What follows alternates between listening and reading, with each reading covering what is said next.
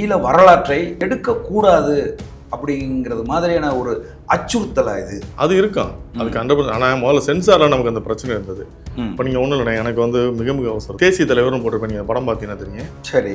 பாதையை தேடாத உருவாக்குன்னு சொல்லி போட்டு ஒரு மயில போட்டு கீழே வந்து தேசிய தலைவர்னு போட்டிருக்காங்க அந்த டிராக்டரில். இப்போ அவங்க சொன்னாங்க தேசிய தலைவர்னு நீங்கள் பிரபாகரனை போட்டுருக்கீங்க. தேசிய தலைவர் பிரபாகரன் உங்களுக்கு யார் சொன்னாங்க? இல்லை அவர் தானே சொல்லணும். அப்படியே முத்துராமலிங்க தேவர் தேசிய தலைவர். அப்போ அவங்க சொன்னாங்க இல்லை நீங்கள் முத்துராமலிங்க தேவர் போடல கருத்தை. நீங்கள் ஒன்று பண்ணுங்க, நீங்கள் தேசிய தலைவர் பிரபாகரன் சொல்லிட்டு நீங்கள் லெட்டர் கொடுங்க, நான் எடுத்துடுறேன். இல்லை முத்துராமலிங்க தேவர் தேசிய தலைவர் இல்லைன்னு கொடுங்க, அப்பவும் எடுத்துடுறேன். ரெண்டுல ஏதாவது ஒரு முடிவு வாங்க. நம்ம சினிமாவை தவிர்த்து இங்கே அரசியல் பண்ணவே முடியாது. சினிமா தான் இங்கே மெயின் அரசியல். அப்போ அதை கையில் எடுக்க வேண்டிய தேவை நமக்கு இருக்கு. இப்போ நான் தமிழ் தேசியத்தில் உள்ளவங்களுக்கே சொல்கிறேன், நீங்கள் சினிமாவை புறக்கணிக்கிறதுனால ஒன்றுமே நடக்க போகிறதில்ல.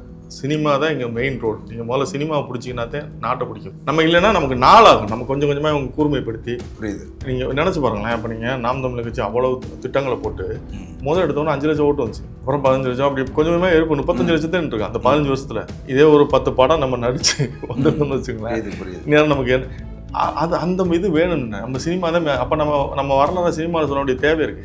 நீங்கள் அப்படி தானே பாரதியார் காலத்துல பாட்டு பாடி தான் நமக்கு உணர்வு. நமக்கு அப்படி பழைய சமூகம், நம்ம பாடல்களில் தான் நமக்கு உணர்வு போக்குவது. ஒரு பெரிய முதலீட்டில் படம் எடுக்கிற ஒரு தயாரிப்பாளர், பெரிய பெரிய கதாநாயகர்கள், அது வந்து எனக்கு மாநாட்டில் அந்த சிக்கல் வந்ததுன்னு. பணம் கொடுக்கும்போது வந்து நீங்கள் நாம் தமிழர் கட்சின்னு சொல்லி மிரட்டி விட்டுருவாங்க. ஃபோன் பண்ணி நம்ம போய் பணம் கேட்க போவோம், நமக்கு முன்னாடி ஃபோன் போயிருப்பேன். சரி, கொடுக்காதீங்க ஐயா, நாம் தமிழர் கட்சியில் இருக்காங்க, கொடுக்காதீங்க, காசு கொடுக்க மாட்டாங்கன்னு. அதை பிரேக் பண்ணி உடைச்சேன். சரி, நான் வாங்கிட்டு ஜென்னுனா கொடுத்தேன். புரியுது. நீங்கள் அவ்வளோதானே. அதாவது வாங்கின இடத்துல கொடுக்கணுன்ற நமக்கு எத்திக்ஸ் இருந்துன்னு வச்சுக்கலாம். நம்மளை யாரும் என்ன பண்ண முடியுங்க? பணம் கொடுக்குறது தானே நம்மளை பார்த்து போயிருக்கணும். அவனுக்கு வந்து நீங்கள் ஜென்னுனா நடந்துக்கிட்டீங்கன்னா, நான் வாங்கினா உனக்கு கொடுத்துருவோம்ப்பா அப்படின்ற அந்த நேர்மை இருந்ததுன்னா என்ன பண்ண முடியும்? நீ சாப்பிட்டியான்னு கேட்கறதுல அந்த ஒரு சந்தோஷம் இருக்குல்ல, அது கிடைக்காது. அது அது மாதிரி நான் உங்க கூட நான் நிற்கிறேன், நீ என்னாலும் நீ இல்லை அப்படின்றது வந்து பெரிய ஒரு எனர்ஜி. அது அதைத்தான் நம்ம அப்பா அம்மாக்கள் செய்வாங்க. டேய் எதுக்கு கவலைப்படுறேன், நான் உனக்கு நிற்கிறேன் சரி, நம்ம பின்னாடி ஒரு தூண் இருக்கு, நம்ம ஓடுவோம், களத்தில் இறங்கி ஓடுவோம் அப்படின்றது. அது 2 நாளாக வந்து எனக்கு வந்து உண்மையாக ஒரு பிரமிப்பாக இருக்குது. இன்றைக்கி ஒரு இப்போ காலையில் வரைக்கும் ஏகப்பட்ட கால் வந்து நான் உங்களுக்கு என்ன உதவி செய்யணும், நான் உங்களுக்கு என்ன பண்ணுறது இல்லை, பணம் வேணுமான்னு கேட்டால் நீங்கள் தப்பாக அனுப்புங்க. இங்கே நம்ம உரிமைக்காக போராடுறோம், அவ்வளோதான். இதுக்கு இவ்வளோ சப்போர்ட் இருந்தால் உண்மையாக அது எனக்கு வார்த்தைகள் இல்லை. உண்மையாகவே இந்த சமூகத்துக்கு வந்து நான் ரொம்ப கடமைப்பட்டிருக்கேன். அது உண்மையாக இருக்குன்னு ஆசைப்படுறேன். பெப்சி செல்வமணி அன்னைக்கே நான் கேட்குறேன் கேள்வி. செல்வமணினே தன்னை 25,000 தொழிலாளர் வச்சிருக்காரு. ஆமா, அவர் இன்னைக்கு அந்த தொழிலாளருக்கு யாரை வச்சு குழப்பம் நடக்குது? சின்ன படங்கள் தான். வருஷத்துல 10 படம் தான் நடக்குது, பெரிய படம். சின்ன படங்கள்லாம் வந்து இருந்தா மட்டும் தான் உங்க தொழிலாளருக்கு வேலை வாய்ப்பு. அப்ப நீ அவனுக்கு தேட்டரே கொடுக்க மாட்டேன்னா எவன் ஷூட்டிங் போய் எப்படி படம் ஓட எப்படி இருக்கான்? அப்ப நீங்க வந்து நீங்க நேரம் முன்னாடி நின்று வேணாமா? செல்வமணினா எல்லாமே வருமானம் வரும்னு எதிர்பார்க்க முடியாதுல்ல. ஓட ஓடலன்னு தூக்குன்னு சொல்றேன். எல்லாருக்குமான வாய்ப்பு வேணும். இன்னைக்கானே இப்போ நீங்கள் ஓவரால் தமிழ்நாட்டில் வந்து ஒரு 3 லட்ச ரூபா கலெக்ட் பண்ணாத ஒரு படத்தை நடித்தவர் தான் விஜய் சார். இன்னைக்கு எவ்வளோ 300 கோடி 400 கோடி பிஸ்னஸில் இருக்காருல்ல. அப்படி எத்தனை பேர்ண்ணே? அஜித் சாருக்குலாம் வரும்போது என்னென்ன பிஸ்னஸ்? சிவகார்த்தியன் சார் என்னென்ன மெரினான்னு ஒரு படத்தில் சும்மா வந்தவர் தான் அவர். இன்னைக்கு அவருக்கு என்ன பிஸ்னஸ்? விஜய் சேதுபதி ஜூனியர் ஆர்டிஸ்டாக நடிச்சு வந்தவர், அவருக்கு பிஸ்னஸ். அப்போ நீங்கள் வந்து முளையிலே கிளீனிங்கன்னா அடுத்து நீங்கள் எப்படி சம்பாதிப்பீங்க?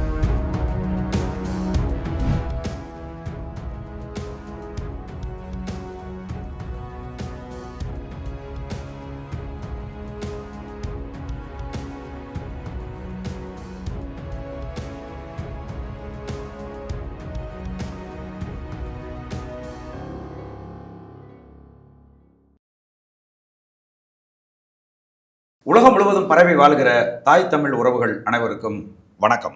இன்னைக்கு நம்முடைய சோழன் சொல்வீச்சு வலையொலியில் தமிழ் சினிமாவின் பிரபல தயாரிப்பாளர் மதிப்புக்குரிய தம்பி சுரேஷ் காமாட்சி அவர்களை சந்தித்து பேச இருக்கிறோம். தம்பி வணக்கம். வணக்கம். சல்லியர்கள் திரைப்படத்துக்கும் பிவிஆர் நிறுவனத்துக்கும் என்ன பிரச்சனை தம்பி? பிரச்சனை ஆரம்பத்தில் ஒன்றும் கிடையாது. அதாவது நம்ம தேட்டருக்கு கேட்டு போகும்போது தேட்டர் வந்து கொடுக்க மாட்டேன்னாங்க. சரி, ஒரு ஸ்க்ரீன் கூட கொடுக்கல. எனக்கு என்ன வருத்தம்னா, அதே நாளில் வந்து ஒரு படத்துக்கு வந்து சின்ன படத்துக்கு கொடுத்துருக்காங்க. அந்த படத்தை நான் சொல்ல விரும்பலை. ரெட் ஜெயின் ரிலீஸ் பண்ணுறாங்கன்னு வச்சுக்கோங்களேன். அந்த படத்துக்கு கொடுக்குறாங்க. கொடுக்கக்கூடாதுன்னு சொல்லலை, அந்த படத்துக்கும் கொடுக்கணும், நம்ம படத்துக்கும் கொடுக்கணும். அப்போ அதுக்கெலாம் கொடுக்கும்போது இந்த படத்துக்கு ஏன் கொடுக்கலைன்றது எனக்கு அதை நான் இது வரைக்கும் நான் சொல்லலைன்னா, ஏன் சொல்லலைன்னா இன்னொரு படத்தை நம்ம சொன்னோம்னா இப்போ எங்கள் படத்துக்கு கொடுக்கக்கூடாதா அப்படின்ற ஒரு கேள்வி தான். நான் அப்படி சொல்ல. சரி, எல்லா படங்களுக்கும் கொடுக்கணும். நீ சின்ன படம்னா நீ அதையும் நிராகரிச்சிருக்கணும்ல. அது சரி. அப்போ இந்த படத்தை மட்டும் நிராகரிக்க வேண்டிய தேவை எங்கே இருந்தது? அது என்னன்னா அந்த கார்பரேட்ல இங்கே வேலை செய்கிற நம்ம பசங்க தான் இருக்காங்க, தமிழ் பசங்க தான் இருக்காங்க. அவனுக்கு தான் இந்த வேலையை பண்ணுறாங்க. ஓஹோ கொடுக்கல. நான் ட்ரை பண்ணி பார்த்தேன். ஈவினிங் 7 மணி வரைக்கும் பேசி பார்த்தேன். ஃபோனே எடுக்க மாட்டாங்க. ஒரு ஸ்டேஜுக்கு மேலே ஃபோனே எடுக்கல. ஃபோனே எடுக்க மாட்டேன்ட்டாங்க. அப்புறம் நம்ம 27 ஸ்க்ரீன் போது எனக்கு ரொம்ப கஷ்டமாயிடுச்சு. இதில் விட பெரிய வருத்தம் என்னென்னா, கோயம்புத்தூரில் ஒரு அசோசியேஷன் அந்த ஏரியாவிலே படம் போடணும்னு நிப்பாட்டிட்டான். ஒரு தனிப்பட்ட அசோசியேஷன், டிஸ்ட்ரிபியூட்டர் அசோசியேஷனை அந்த ஏரியாவே நிப்பாட்டிட்டான். அவனுக்கு வந்து கருணாசனோட பிரச்சனைன்றதுனால நீங்கள் என்னன்னா, நான் இண்டஸ்ட்ரியில் தொடர்ந்து படம் பண்ணிகிட்டு இருக்கேன், கருணாசனே தொடர்ந்து நடிச்சுக்கிட்டு இருக்காரு. உன் பிரச்சனையை நீ அப்புறம் கூட பேசிக்கலாம். இது ஒரு மண் சார்ந்த படம், இதை நிறுத்த இல்லை, இந்த படத்தில் வர வருமானத்தை கூட நீ ஹோல்ட் பண்ணிக்கிட்டு அப்புறம் பேசி கூட வந்து நீ உனக்கு வர வேண்டியது இருந்ததுன்னா நீ எடுத்துருக்கலாம். புரியுது. அதுதான் வந்து ஒரு டிஸ்ட்ரிபியூட்டர் செய்ய வேண்டியது. அதை விட்டுட்டு அந்த படத்தை நிப்பாட்டுறதுன்றது வந்து அது எப்படி எடுத்துக்க? டிஸ்ட்ரிபியூட்டர் அசோசியேஷன் நம்மளுக்கு தானே, அது அவங்களும் தானே செஞ்சுருக்காங்க. புரியுது. அப்போ இங்கே வந்து இவங்க வந்து பணம்னே பணப்பேயா இருக்காங்க. அதில் வர ஒரு எந்த படத்துக்கு, இப்போ நான் என்னுடைய வணங்கான் படத்துக்கு கொண்ட சண்டை போடல, அது என்னுடைய தனிப்பட்ட படம். அது வியாபாரத்தில் எனக்குள்ள பிரச்சனை. அது சுரேஷ் காமாட்சியோட தனிப்பட்ட பிரச்சனை. இது வந்து ஒரு மண் சார்ந்த படம். இதை நானுமே வந்து கமர்ஷியலாக எடுத்து கொண்டு வரணும், கமர்ஷியலாக இதை வந்து இது கொண்டு போய் சேர்க்க வேண்டிய தேவை இருக்குது. என்னென்னா நம்மளுடைய காலங்காலமாக நம்மளுடைய வரலாற்று படைப்பு வந்து நமக்கு தமிழர் வரலாற்று படைப்புன்னு இங்கே எதுவுமே கிடையாது. சரி, ஆரம்பத்துலேருந்தே மறைக்கப்பட்டிருக்கு. நீங்கள் கட்டபொம்மன் காலத்துலேருந்து எடுத்துக்கிட்டீங்கனாலே வந்து நம்ம வரலாறு இருக்காது. நீங்கள் இப்போ எங்கள் மாவட்டத்தில் எடுத்துக்கிட்டீங்கனாலே ரகுநாத சேதுபதி யாருன்னு, கிழவன் சேதுபதியோட வரலாறு தெரியாது, ரகுநாத சேதுபதி யாருன்னு தெரியாது, வேலுநாச்சியார் யாருன்னு தெரியாது, பெரிய உலகத்தேவர் யாருன்னு தெரியாது, பெரிய மருது தெரியாது, வெள்ளைத்தேவர் தெரியாது, வெள்ளை பெருது தெரியாது, சின்ன மருது தெரியும், யாருக்கும் தெரியாது. காரணம் என்னன்னா, நம்ம வந்து நம்ம வரல, நம்ம முன்னோர்கள் வந்து அந்த தப்பு செஞ்சுட்டாங்க. ஒன்றும் இல்லை, நம்ம குலதெய்வத்தையே வந்து நம்ம அடையாளம் கட்டிருக்க மாட்டாங்க. நிறைய பேர் என்ன தமிழர்கள் குலதெய்வம் தெரியலன்னு தேடிட்டு இருப்பாங்க. ஆமாம், எந்த குலதெய்வம் தெரியலன்னு சோசியரை போய் உட்காந்து தேடிட்டு இருப்பாங்க. அப்போ சொல்லாமல் விட்டு போயிட்டாங்க. இப்போ நமக்குமே வந்து ஒரு இடத்துல வந்து ஒரு சாவுக்கு வந்து ஒரு சாங்கியம் பண்ண போகிற உட்காரோம்னா, அங்கேயுமே அவங்க கேட்கும்போது ஒரு 3 தலைமுறை சொன்னா தெரியாது எனக்கு தெரியாது. அப்போ நம்ம சொல்லிக் கொடுக்காம விட்டு போயிட்டாங்க. அது நம்ம முன்னோர்கள் பண்ண தவறு, வரலாற்றை பதிவு பண்ணாமல் போன தவறு. இதையெல்லாம் மனசில் வச்சு தான் தலைவர் வந்து சொல்லியிருப்பாருன்னு நினைக்கிறேன். நம்ம படைப்புகள் வந்து நம்ம போராட்ட காலத்தை வந்து நம்ம ஆவணப்படுத்தணும்னு சொல்லித்தான் அவர் அந்த முயற்சி எடுத்திருக்காரு. தலைவர்னு நீங்கள் சொல்கிறது வந்து மேதகு பிரபாகரன் அவர் வந்து அதை படைப்பை வந்து அவர் எடுத்திருக்காரு. அந்த முயற்சி எடுத்து அவர் போராட்ட காலத்தில் இருக்கும்போது அதை செஞ்சு இங்கேருந்து இயக்குநர்களை வர வச்சு படம் எடுக்கணும்னு முயற்சி பண்ணியிருக்காரு. அப்படின்னும் போது இப்போ அவர் இல்லை, களத்தில் இல்லை, இருந்தால் தலைவன் இல்லைன்னா இறைவன் பெற வேண்டியதான். பட் என்னன்னா, இப்போ அவருடைய கனவும் அதுவாக இருந்ததுன்னா அப்போ அவர் எவ்வளோ வரைக்கும் தொலைவில் வரைய பார்த்துருப்பாரு. புரியுது. நம்ம வந்து தப்பு பண்ணிட்டோம், நம்ம வரலாற்று பதிவில் நம்ம பதிவில் எவ்வளோ பெரிய ஒரு ஏன்னா இந்த இனத்துக்கான ஒரு வரலாற்று பதிவு எதுவுமே இல்லை. நீங்கள் நம்ம நெட்ஃப்ளிக்ஸ் இதெல்லாம் தட்டி பார்த்தோம்னா நம்ம நிறைய அவங்கவுங்க யூதர்கள் வரலாறு இருக்குங்க, அந்தந்த நாட்டோட வரலாறுகளை அவன் எழுதி வச்சுப்பான். எல்லா படங்களும் ஆவணப்படுத்திருப்பான். நமக்கு மட்டும் ஒன்றுமே ஒரு பழமையான தேசிய இனம், தமிழ் தேசிய இனம், வரலாறு இல்லை. இப்போ நீங்கள் அப்படி வரும்போது கிட்டுன்னு ஒரு இயக்குனர் வந்து அவன் வந்து இப்போ நம்மலாம் கமர்ஷியலாக ஒரு படம் பண்ணி சம்பாதிக்கணுன்ற ஒரு வணிக நோக்கத்தில் நம்ம படம் பண்ணும்போது அவன் அதெல்லாம் தாண்டி வந்து அவன் ஒரு கிராமத்துலேருந்து வந்து நான் மண் சார்ந்து நான் படம் எடுக்கணும்னு சொல்லி வந்து இதில் அவனுக்கு எவ்வளோ சவால் இருக்குன்னா அவனுக்கு வருமானம் இருக்காது. புரியுது. அவனுக்கு வருமானம் இன்னும் கஷ்டப்பட்டு தான் இருக்கான், வருமானம் இருக்காது. அப்போ அந்த வருமானத்தையெல்லாம் அவன் பொருட்படுத்தாமல் அவன் நம்ம இந்த மண்ணுக்கு நம்ம இதை பண்ணும்போது நம்மளால் நான் இருக்க துறையில் இப்போ நான் இந்த இடத்துல இருக்கேன், இந்த துறையில் இருக்கேன்னா என்னோட பங்களிப்பாக இதை கொண்டு போய் சேர்க்கணும். எனக்கு அது எனக்கு வந்து ஒரு தார்மீக பொறுப்பாகவும் இருக்குது. இந்த படைப்பை கொண்டு போய் சேர்க்க வேண்டிய பொறுப்பாகவும் இருக்குது. நான் படம் பார்க்கும்போது இந்த படம் ஆடியோ ரிலீஸு கூட நான் கலந்துக்கல, எனக்கு கூப்பிடுவோம்ல, நான் கலந்துக்கவும் இல்லை. அதுக்கப்புறம் ஒரு சூழலில் நான் அந்த படம் பார்க்க வேண்டியது வருது. படம் பார்க்குறோம்னா அதில் சின்ன சின்ன கரெக்ஷனுக்கு வந்து நான் பணம் கொடுத்து நான் வந்து திரும்ப ரீஷூட் பண்ண சொல்கிறேன். சரி, இதெல்லாம் பண்ணுங்கள் நல்லா இருக்குன்னு சொல்லி பண்ண சொல்லி திரும்ப அந்த படத்தை கொண்டு போய் சேர்க்கணும்னு எனக்குள்ள நான் இருந்த இந்த துறையிலேருந்து இந்த சமூகத்துக்கு என்னால் பண்ண முடிய பங்களிப்பு அவ்வளோதான். இப்போ அவங்கவுங்க துறை இப்போ நீங்கள் களத்தில் நிற்கிறீங்க, நீங்கள் வந்து எலெக்ஷன் வேலை பார்க்குறீங்க, உங்கள் பங்களிப்பாக நீங்கள் போராட்ட காலத்தில் சண்டை போடுறீங்க. எனக்கு தெரிஞ்சு நீங்கள் ஆரம்பம் இந்த நாம் தமிழக வர்றதுக்கு முன்னாடியே நீங்கள் கோயம்பேடு பஸ் ஸ்டாண்டில் நின்று ஒரு போராட்டம் பண்ணிப்போம். அப்படி அவங்கவுங்க பாயிண்ட் ஆஃப் வியூவில் அவங்கவுங்க போராட்ட காலத்தில் என்னால் நின்று இறங்கி ஒரு போராட்ட காலத்தில் நான் ஒரு வியாபாரத்தில் இருக்கேன். புரியுது. அப்போ என்னோட சின்ன பங்களிப்பாக நினச்சி தான் அதை பண்ணும்போது இதை நிறுத்துறதுன்றது வந்து என்னை அறியாமலே கோவப்பட்டேன். இப்போ நான் என்ன கேட்குறேன், சல்லியர்கள் திரைப்படத்தை பிவிஆர் திரையரங்கு வெளியிட நான் ஒரு ஸ்க்ரீன் கூட தரமாட்டேன் அப்படின்னு சொன்னதுக்கு பின்னாடி வேற ஏதேனும் அழுத்தம் இருக்குன்னு நினைக்கிறீங்களா? இருந்திருக்கலாம், இருக்கக்கூடாது. நான் எப்படி பார்ப்பேன்னா வந்து எதையுமே நான் வந்து அடுத்தவங்க சொல்கிறத கேட்டு பேசுகிறாங்க. எனக்கு சரியான அது ஆக்கப்பூர்வமாக தெரிஞ்சு இருந்திருக்கலாம். ஏன்னா நீ பர்டிகுலராக இந்த படத்துக்கு கொடுக்காதுக்கு ஒரு ஷோ கூட கொடுக்காதுக்கு அப்படி இது வரைக்கும் எந்த படத்துக்கு நிப்பாட்டின மாதிரி எனக்கு தெரியல. சரிதான். இந்த படத்துக்கு வந்து ஒரு ஷோ கூட கொடுக்காததுக்கான காரணம் சரி இவன் தான் வடநாட்டில் வந்து வந்திருக்காங்க, இவங்களுக்கு தெரியல.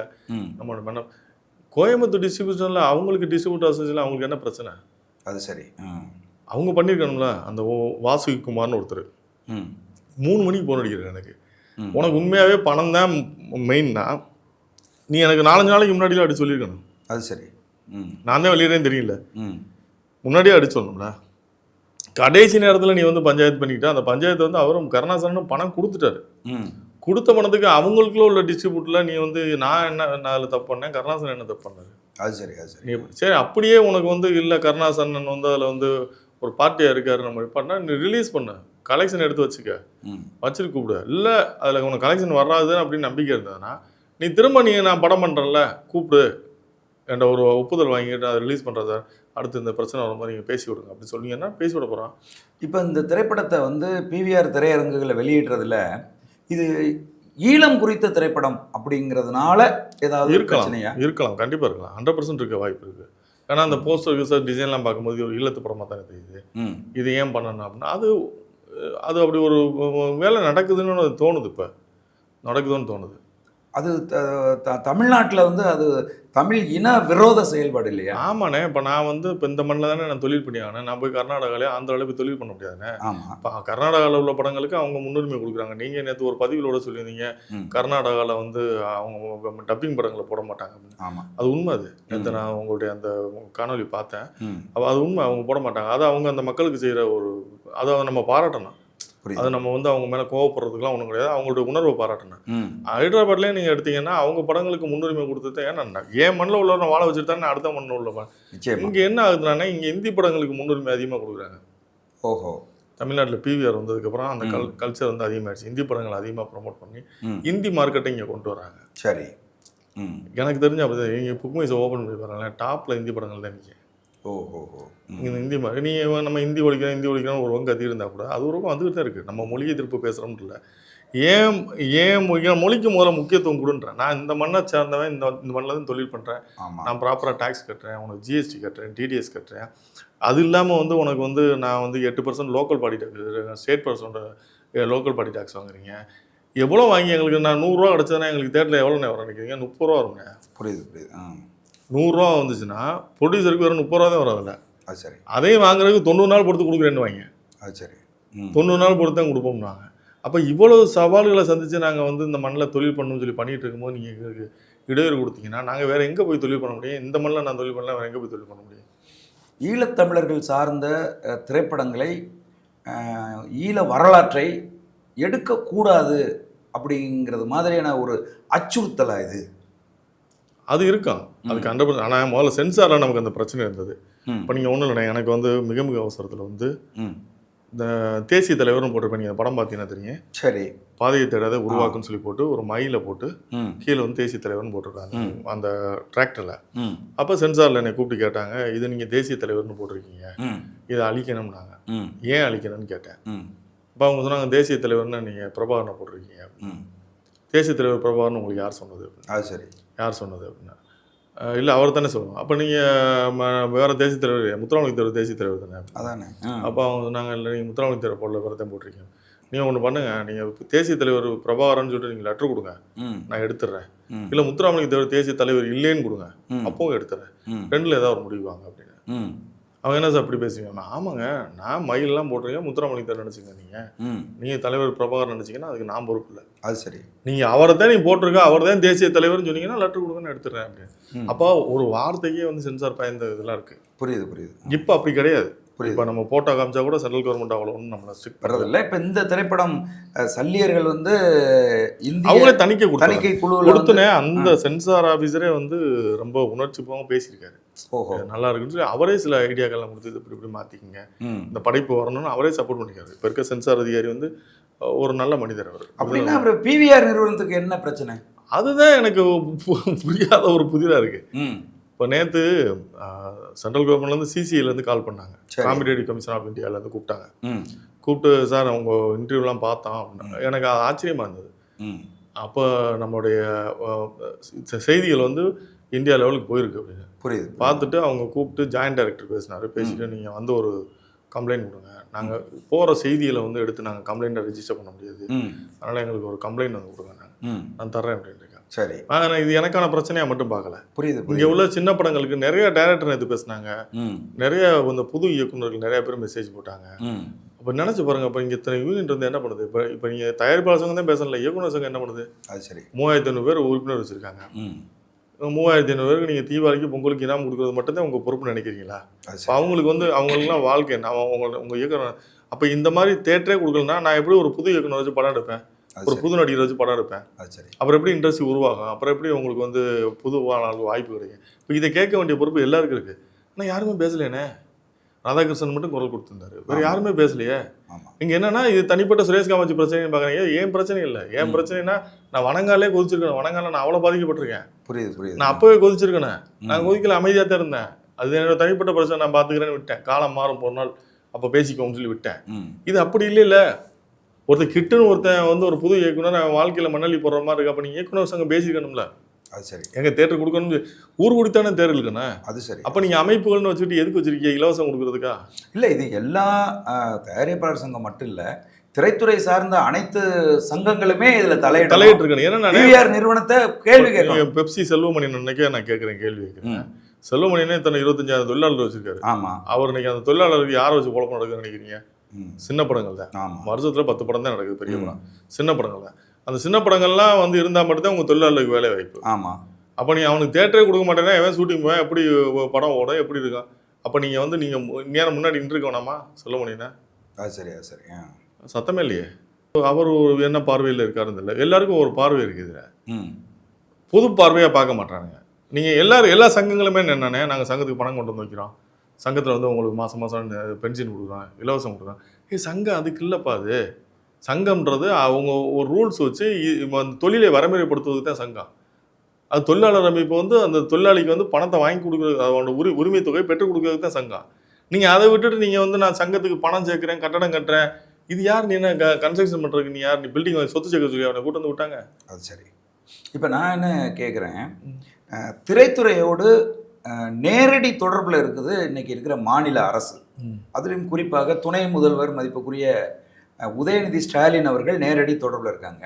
இப்போ அவங்க இதில் வந்து தலையிடலையா? அவங்க கூப்பிட்டு எதுவும் பேசலையா? தலையிட்டிருக்கணும், தலையிடலைன்றதுங்க. நான் எப்படி பார்க்குறேன்னா, அன்னைக்கு ஈவினிங் நடந்தது, அன்னைக்கு கேட்க முடியல உங்களால். அதுக்கப்புறமாவது நீங்கள் வந்து கவர்மெண்ட் வந்து நீங்கள் கூப்பிட்டு சொல்லலாம், இந்த மாதிரி இல்லை, ஒரு அறிக்கையாக விடலாம். இந்த மாதிரி வந்து சின்ன படங்கள் அப்படி நசுக்காதீங்க, இந்த மண்ணில் உள்ளவங்க இங்கேயான தொழில் பண்ணுவாங்க, நீங்கள் இங்கே வந்து தொழில் பண்ணும்போது எங்களுக்கு முன்னுரிமை கொடுக்கணும்ல. இப்போ ஒன்றும் இல்லைண்ணே, இப்போ ஒரு ஃபேக்ட்ரி இங்கேருந்து வருதுன்னா, ஜப்பான்லேருந்து வருது, ஒரு அமெரிக்காவிலேருந்து ஒரு ஃபேக்ட்ரி வருதுன்னா, இந்த மண்ணில் உள்ளவங்களுக்கு நீங்கள் 70% 80% ஒர்க்கு கொடுக்கணுன்ற ஒப்பந்தத்தில் கொண்டு வரீங்க. அது சரி. அப்போது நீங்கள் வடநாட்டிலேருந்து ஒரு தேட்டர் இங்கே வருதுன்னும் போது என் மொழி படங்களுக்கு நீ முன்னுரிமை கொடுக்கணும்னு சொல்கிறதுல கவர்மெண்ட் சொல்கிறது என்ன பிரச்சனை உங்களுக்கு? அப்புறம் எப்படி தமிழ் வாழும்? அது சரி. தமிழ் வாழணும், தமிழ் வளருக, தமிழ் வளரணும் வீட்டுக்குள்ளே சொல்லியிருந்தால் வளர்ந்துருமா? அது சரி. நீங்கள் நம்ம கலாச்சாரத்தை, நம்ம பண்பாடை போய் சேர்க்கணும்னா நீங்கள் சினிமா வந்து பெரிய ரோல் பண்ணுது. நீங்கள் சினிமா இல்லாமல் அரசியலே இல்லை. அது சரி. நம்ம சினிமாவை தவிர்த்து இங்கே அரசியல் பண்ணவே முடியாது. சினிமா தான் இங்கே மெயின் அரசியல். அப்போ அதை கையில் எடுக்க வேண்டிய தேவை நமக்கு இருக்குது. இப்போ சினிமா கையில் எடுக்க வேண்டிய தேவை இருக்குது. நான் தமிழ் தேசியத்தில் உள்ளவங்களுக்கே சொல்கிறேன், நீங்கள் சினிமாவை புறக்கணிக்கிறதுனால ஒன்றுமே நடக்க போகிறதில்ல. சினிமா தான் இங்கே மெயின் ரோல். நீங்கள் முதல்ல சினிமாவை பிடிச்சிங்கன்னா தான் நாட்டை பிடிக்க முடியும். நம்ம இல்லைன்னா நமக்கு நாளாகும். நம்ம கொஞ்சம் கொஞ்சமாக அவங்க கூர்மைப்படுத்தி, புரியுது, நீங்கள் நினச்சி பாருங்களேன். இப்போ நீங்கள் நாம் தமிழ் கட்சி அவ்வளோ திட்டங்களை போட்டு முதல் எடுத்தோன்னா 5 லட்சம் ஓட்டு வந்துச்சு. புரியுது. அப்புறம் 15 லட்சம், அப்படி கொஞ்சம் கொஞ்சமாக ஏற்படும். 35 லட்சத்தை இருக்கான் அந்த 15 வருஷத்தில். இதே ஒரு 10 படம் நம்ம நடிச்சு வந்துருந்தோம்னு வச்சுங்களேன், நமக்கு அது அந்த இது வேணும்னு நம்ம சினிமா தான். அப்போ நம்ம வரலாறு சினிமாவில் சொல்ல வேண்டிய தேவை இருக்குது. நீங்கள் அப்படி தானே பாரதியார் காலத்தில் பாட்டு பாடி தான் நமக்கு உணர்வு, நமக்கு அப்படி பழைய சமூகம் நம்ம. புரியுது. பாடல்களில் தான் நமக்கு உணர்வு பொங்க வச்சாங்க. அப்போ நீங்கள் அதை செய்ய வேண்டிய கடமை நமக்கு இருக்குன்னு நினைக்கிறேன். இல்லை, இப்போ நீங்கள் வந்து ஒரு தமிழர், நீங்கள் வந்து ஈழத்தமிழர் குறித்த ஒரு திரைப்படத்தை நீங்கள் வெளியிடணும் அப்படின்னு சொல்லி நினைக்கிறீங்க. ஆனால் பிவிஆர் நிறுவனம் நான் ஒரு ஸ்க்ரீன் கூட தரமாட்டேன்னு சொல்லுது. இந்த தைரியத்துக்கு காரணம் என்ன? காரணம் என்னன்னா, அரசாங்கம் சப்போர்ட் தானே, வேற என்ன பண்ண முடியும்? அதுதான் நான் கேட்குறேன். அரசாங்கம் சப்போர்ட் தான். ஓஹோ. அரசாங்கம், ரெண்டாவது கார்பரேட்னே, பணத்தால் விளையாடுவானுங்க. நம்ம தனி நபர் நம்ம என்ன பண்ண முடியும்? அது சரி. நீங்கள் அவன் பணம் வச்சுருப்பானே, டக்குன்னு கொடுத்து பணத்தை கொடுத்து ஆஃப் பண்ணுவான். நம்மளால் அது முடியாதுல்ல. இப்போ சல்லியர்கள் திரைப்படத்துக்கு பிவிஆர் கார்பரேட் நிறுவனம் ஒரு திரையரங்கு கூட தரமாட்டேன்னு சொல்கிறத மக்கள் பிரச்சனையை மாற்ற முடியாதா? கண்டிப்பாக நேதானே 2 நாளானே ம் சோசியல் மீடியா பார்த்தீங்கன்னா நான் வந்து இதை வந்து நான் புதன்கிழமை நைட்டு இந்த மெசேஜ் பேசுகிறேண்ணே. ம் நைட்டு ஒன்றும் அவ்வளோ ஒரு ரியாக்ஷன் இல்லை, ம் விட்டுட்டேன். ம் நியூ இயர் அன்னைக்கு ஒரு 11-12 மணிக்கு ஸ்டார்ட் ஆனதுண்ணே. ம் இப்போ வரைக்கும் என் சோசியல் மீடியாவில் நான் ரிப்ளை பண்ண முடியல. ம் ம் சரி. அப்போ அந்த உணர்வு ஆட்டோமேட்டிக்காக வரும்ல. அது உருவாக்குறதுக்கு நீங்கள் தான் காரணமாக இருக்கீங்க. அதுக்கு நம்ம நன்றி தான் சொல்லணும் பிவிஆருக்கு. எங்களுக்குள்ள உள்ள நம்ம ஆளுங்க வந்து ஒரு பிரச்சனை வரும்போது தானே ஒன்று சேர்றேன். புரியுது புரியுது. அடிப்படையாக வந்து அவனுக்கு வந்து நம்ம இது மண் சார்ந்து நிற்கணும். நம்ம இவ்வளோ ஒரு நம்ம வந்து எல்லாம் இருந்தும் நம்ம ஒரு இது இல்லாமல் நம்ம ஒரு நாடு கூட இல்லாமல் நம்ம வாழ்ந்துகிட்டு இருக்கோம் அப்படின்றது புரியணும் நமக்கு. புரியுது புரியுது புரியுது. நமக்கு வந்து ஒன்றுமே இல்லை. இப்போ நீங்கள் உலகத்தில் உள்ள வெளிநாடு வாழ் தமிழர்கள் நல்லா வசதியாக இருக்காங்க, நல்லா பணக்காரங்களாக தான் இருக்காங்க. அவங்க என்ன பண்ணணும், யாழ்ப்பாணத்தில் இருக்க தமிழர்களுக்கு நல்ல நிறைய கதைகள் வச்சுருக்காங்க, நிறைய திறமையானவர்கள் இருக்காங்க, அங்கே நிறைய கதைகள் இருக்குது. அதை படமாக்கி அங்கே சந்தைப்படுத்தணும். புரியுது புரியுது. அப்போ வரலாறு ஈஸியாக நம்ம பதிவு பண்ணலாம். அதை ஒரு சந்தையாக உருவாக்குறதுக்கு அவங்க முயற்சி பண்ணலாம். இப்படிலாம் நம்ம பண்ணோம்னா மட்டும்தான். ஏன்னா பணம் இருக்கவங்க வந்து ஒரு 10 ரூபா வச்சுருக்கேன், ஒரு 50 ரூபா செலவழிக்கிறது தப்பு இல்லை. ஒரு செலவழிச்சா அதை சந்தைப்படுத்தணும். இப்போ கிட்ட மாதிரி இயக்குநர்களுக்கு வந்து நம்ம வந்து சப்போர்ட் பண்ணி நீ தொடர்ந்து பண்ண அப்படின்னு அவனை ஊக்கப்படுத்த. அவனுக்கு வந்து நம்ம கோடிக்கணக்கில் பணம் கொடுக்க வேண்டியதில்லை.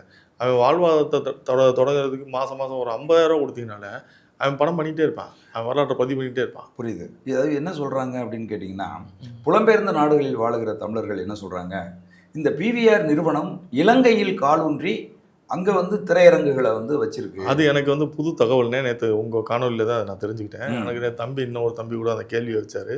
எனக்கு இப்போ வரைக்கும் சத்தியமாக தெரியாதுங்க. எனக்கு அப்படி ஒரு தெரியும். நான் அஜய்ராஜன் சொல்லிட்டு அஜய்லே நம்ம ஒரு பேர் பார்த்தேன் கூகுளில் சர்ச் பண்ணி பார்க்கும்போது.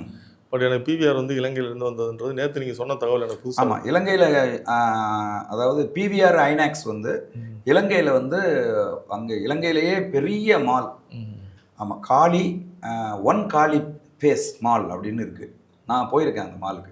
அந்த மாலில் இருக்கிற 9 ஸ்க்ரீனுமே வந்து பிவிஆரோட ஸ்க்ரீன் தான். ஆமாம், அவங்க எந்த அளவுக்கு இலங்கையோட நெட்வொர்க்கில் இருக்காங்க அப்படின்னா, they can sit with president, அந்த அளவுக்கு வந்து நெருக்கமாக அவங்க இருக்காங்க. அங்கே பிரசிடென்ட்டை சந்திக்கிறது எல்லாரும் சந்திக்கிறாங்கன்னு எல்லாரும் பேசுகிறாங்க. ஆமாம், பட் இவங்க தொழில் ரீதியாக வந்து அங்கே ஸ்ட்ராங்காக இருக்காங்க. நேற்று நீங்கள் சொன்னதுக்கப்புறம் தான் நான் தெரிஞ்சுக்கிட்டேன். அது ஒரு புது தகவலாக இருந்தது. ஆமாம், அதனால தான் இவங்க வந்து ஈழத்தமிழர் குறித்த ஒரு திரைப்படத்தை வெளியிட தயங்குறாங்களோ, இது நேரடியாக அவங்களுடைய நிறுவனர்கள் சம்மந்தப்பட்டதோ. நீங்கள் நல்லா யோசிச்சு பாருங்க. நம்ம தலைவர் வந்து இப்போவே வந்து நீங்கள் வந்து என்ன சொல்கிறாங்க, அவரை வந்து ஒரு டெரரிஸ்ட் மாதிரி கட்டமைக்கிறாங்க. சிறுவர்களை வந்து படைக்கு பயன்படுத்தினாங்கன்றாங்க, அவங்க ட்ரக் யூஸ் பண்ணுறதுக்கு பயன்பட்டாங்கன்றாங்க, ட்ரக் கடத்துறதுக்கு பயன்பட்டாங்கன்றாங்க. இப்படிலாம் இப்போவே செய்தி வருது. நம்ம வாழ்கிற காலத்தில், நம்ம சமகாலத்தில் வாழ்ந்த ஒரு தலைவர், நம்ம கண்ணுக்கு தெரிஞ்சு வாழ்ந்த தலைவர் ஒருத்தர், அவரை பற்றி இப்போவே நம்ம செய்திக்குது. இது நாளடைவில் என்ன ஆகும் இல்லை, இதை வந்து ஸ்ரீதரன் போன்றவர்கள் வந்து பாராளுமன்றத்திலேயே மறுத்து பேசுகிறாங்கன்னே. நம்ம இங்கே தமிழ்நாட்டில் வந்து நீங்கள் அப்படி சொல்லி போகும்போது அடுத்த ஜென்ரேஷனுக்கு வந்து இது உண்மை நேரம்ல. அப்போ நமக்கு ஒரு தேவை இருக்குல்ல, இல்லை அந்த அந்த படைப்புல அப்படி நடக்கலை, இப்படித்தான் நடந்தது, நம்ம ஆவணப்படுத்த வேண்டிய தேவை இருக்கு. இங்கே அதுதான் இப்போ அப்போ இவங்க ஒரு தமிழ்நாடு தலைவன் ஒருத்தர் உருவாக்கிடுவாங்கன்ற ஒரு பயம் இருக்குல்லண்ணே. அது சரி, அது சரி. இப்போ நீங்கள் நான்லாம் வந்து 2009க்கு அப்புறம் யாருமே தலைவன் சொல்கிறது இல்லை. புரியுது. ஏற்றுக்கிறதே கிடையாது. தலைவன் ஏற்றுக்கிறது கிடையாது. அண்ணன் சொல்லிட்டு போயிருது எல்லாரையும். தலைவன் சொல்கிறதுக்கு நான் யாரையும் சொல்கிறது கிடையாது 2009க்கு அப்புறம் சொன்னேன். அப்போ இப்போ என்னைய மாதிரி எத்தனை பேர் இருப்பாங்க? சரி. அப்போ நமக்கு ஒரு தலைவன் கட்டமைச்சிட்டாங்களோ அப்படின்ற மாதிரி தமிழ்நாட்டு கட்ட. அப்போ இந்த பிம்பத்தை வரவிடக்கூடாதுன்னு நினைக்கிறதுக்கு ஒரு சதி நடக்கலாம் இல்லையா? நிச்சயமா அதுவாக கூட இருக்கலாம். நீங்கள் வந்து அவருடைய புகழ் வந்து சேர்ந்துடக்கூடாது, உலக தமிழருடைய தலைவர் நம்ம சொல்லிட்டு இருக்கான். அது சீமானன் வந்ததுக்கப்புறம் அந்த கொள்கை முழக்கமாக வச்சு பண்ணிட்டு இருக்கான். இது போய் சேர்ந்துடக்கூடாதுன்னு பயம் இருக்கும்ல. புரியுது. ஈழத்தமிழர் சிக்கல் குறித்து இந்தியாவில் வந்து திரைப்படங்கள் வந்து வரக்கூடாது, ஈழத்தமிழர் அரசியலை தமிழ் மக்களுக்கு கடத்தி விடக்கூடாது அப்படின்னு இந்திய அரசுடைய திட்டம் இதில் இருக்கிறதா? இந்திய அரசு தடுத்துக்கு நினைச்சாங்கண்ணே, சென்சார் கொடுத்துருக்க மாட்டாங்கண்ணே. சரிதான். இப்போ அவங்களுக்கு அந்த மாதிரி ஒரு பார்வை இருக்குதா எனக்கு தெரியல. இப்போ வந்து அவங்களுக்கு வந்து நீங்கள் அவங்க வேற விதத்தில் வேணா இது பண்ணிக்கலாம். இந்த படத்தை பொறுத்தெல்லாம் அவங்க நினச்சிருந்தா சென்சாலே தடுத்து நிறுத்திக்கலாமே. புரியுது. இல்லைன்னா நீங்கள் எடுக்கக்கூடாது, இந்த கதைகளை நீங்கள் எடுக்கக்கூடாது, நீங்கள் ஒழிக்கக்கூடாதுன்னு அவங்க ஒரு ரூல் போட்டாங்கன்னா நம்ம ஒன்றும் பண்ண முடியாது. ஆமாம், பட் இங்கே தானே நமக்கு தேட்டர் கிடைக்கல, இங்கே சிக்கல் இருக்குது. புரியுது. திரையரங்குகள் வந்து ஸ்டேட் கவர்மெண்ட் தான் நமக்கு சப்போர்ட் பண்ணேன். இப்போ நீங்கள் கர்நாடகாவிலேருந்து ஒரு தமிழ் அமைப்பை வந்து அறிக்கை கொடுக்குறாங்கண்ணே. இந்த மாதிரி வந்து இது வந்து தப்புன்னு சொல்லி கொடுக்குறாங்க. இங்கே உள்ள சினிமா அமைப்புகள் என்ன பண்ணுதுன்றதுக்கு இல்லையா, மற்ற படங்கள்லாம் இப்போ இங்கே கொடுக்குறாங்கல்ல. புரியுது. இப்போ மற்ற படங்களுக்கு ஏதாவது ஒரு பிரச்சனைனா அப்பவே எகிரி கொடுப்பாங்க. ஏன்னா வியாபாரம் நோக்கம். புரியுது. இப்போ விஜய் சார் படத்துக்கு ஒரு பிரச்சனை வருது, விஜய் சார்லாம் பேசியிருக்கணும், பேசலைன்றது எனக்குலாம் வருத்தம் தான். ஏன்னா அவர் அரசியலுக்கு வந்திருக்காரு. அவர் இந்த சினிமாவில் இருந்தவர். சினிமாவுக்கு ஏதாவது பண்ணணும்ல அவர். நிச்சயமா. இப்போ நீங்கள் விஜயகாந்த் சார் இருக்கும்போது அவர் அரசியலில் இருக்கும்போது சினிமாவுக்கு ஒரு பிரச்சனை முன்னாடி போய் நிற்பாருங்க. ஆமாம், உண்மைதான். நீங்கள் அவர் கூட அவர் இருந்த காலத்தில் வந்து லேபில் போய் நிற்பாரு, நைட்லாம் லேபில் நிற்பாரு, என்ன பிரச்சனைலாம் நிற்பாரு. அப்படி இருந்த அப்போ நீங்கள் விஜய் சார்லாம் இது பேசியிருந்தாருன்னா பெருசாக போய் செய்தி சேர்ந்துருக்கான். ஆமாம். அப்போ நாளைக்கு எனக்கு இந்த படத்தை விட்டுருங்க, இந்த படத்தை நாங்கள் ஓடிடி ரிலீஸ் பண்ணுறோம், இது ஒன்றும் நீங்கள் ஒன்றும் எங்களுக்கு ஒன்றும் பண்ண வேண்டாம், நீங்கள் இந்த படத்துக்கு வந்து எந்த சப்போர்ட்டும் பண்ண வேண்டாம், இனிமேலாவது அடுத்த படங்கள் பண்ணுறதுல இந்த மாதிரி தடை பண்ணாதீங்க, எல்லாருக்கும் முன்னுரிமை கொடுங்க அப்படின்னு பேசலாமே. நிச்சயமா நிச்சயமா. அது பண்ணுறதுக்கு என்ன சிக்கல் இருக்குது, எல்லாருமே பேசிக்கலாம். இப்போ நீங்கள் வந்து பிவிஆர் திரையரங்குகள் நமக்கு வந்து தியேட்டர் கொடுக்க மறுத்ததால் இதை வந்து ஓடிடியில் கொண்டு வந்துடலாம் அப்படிங்கிற ஒரு அதிரடியான ஒரு முடிவை வந்து நீங்கள் எடுத்திருக்கீங்க. இந்த முடிவை வந்து எடுத்ததுக்கு என்ன காரணம்? அதாவது இனி தியேட்டருக்கு வாங்கவே முடியாதுங்கிற பாயிண்ட்டுக்கு எப்போ வந்தீங்க? அதுன்னு நான் என்ன முடிவு எடுத்துட்டேன்னா, எனக்கு அன்னைக்கு வந்து ஈவினிங் வரைக்கும் ப்ரெஸ் ஷோ வரைக்கும் போட்டது வரைக்கும் எனக்கு ஒரு 20-25 ரூபா காலி. உண்மையான நிலவரம் அதுதான். ஓஹோ. ப்ரெஸ் ஷோ போடும்போது தான் எனக்கு லிஸ்ட்டு வருது இந்த மாதிரி இருந்தது. ப்ரெஸ் ஷோ அப்போயே ஸ்டாப் பண்ண சொல்லி சொன்னாங்க. நான் என்ன முடிவு எடுத்தேன், இம்மிடியேட்டாக முடிவு எடுத்தேன். நான் எப்போயுமே டக்குன்னு முடிவு எடுத்துருவேன். அவன் எதுக்கு ஸ்டாப் பண்ணணும், மக்கள் பார்க்கட்டேன், பத்திரிகையாளர் பார்க்கட்டேன், தவறான படம்னு அவங்க சொல்லட்டேன், நம்ம நிப்பாட்டிட்டு போயிடுவோம். நான் அது வரைக்கும் பேசவே இல்லை. தவறான படம்னா பரவாயில்ல, நியாயமான இந்த படத்துக்குலாம் அப்படி தேட்டர் கொடுப்பாங்க, சரி பரவாயில்ல விட்டு போ அப்படின்னு நான் யூடியூப்ல கூட இறக்கி விட்டு போகிறேன், ஆவணப்படுத்திட்டு போகிறேன் சரி அப்படின்ற மாதிரி.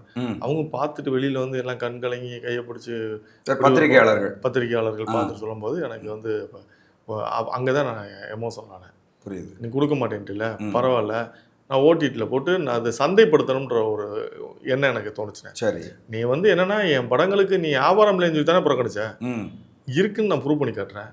அது சரி. எங்கள் படத்துக்கு எங்கள் வாழ்க்கையை பார்க்குறதுக்கு ஒரு குரூப் இருக்காங்க, பார்ப்பாங்க, அவங்க பார்க்க வைக்கிறோம் அப்படின்ற அந்த ஒரு வெறியில் பண்ணதை அதை ப்ரூவ் பண்ணி காட்டினோம்னு வச்சுக்கோண்ணே.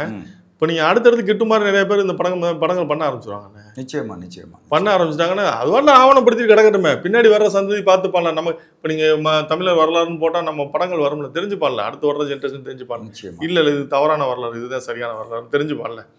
இயக்குனர் கிட்டுவுக்கு வந்து பிவிஆர் திரையரங்கு அவரோட படத்தை புறக்கணிக்குது அப்படின்னு தெரிஞ்சதும் அவருடைய மனநிலை என்னவா இருந்தது? அவன் அழுகாத சூழ்நிலை என்ன, அவன் ஏற்கனவே அவனை திட்டி கொஞ்சம் கொஞ்சமாக கொண்டு வந்து அவனை ஏன்னா இப்போ அவனை ஒரு படம் எடுத்து படமும் அவனால் தேட்டரில் கொண்டு வர முடியல. சரி, இந்த படத்தை வந்து கொண்டு வரணும்னு அவன் ஆசைப்பட்றான். சரி, ரெண்டாவதுனா ஒரு கலைஞனாக நீங்கள் நினச்சி பாருங்க, நீங்கள் டேரக்டர் உங்களுக்கு தெரியாது கிடையாது.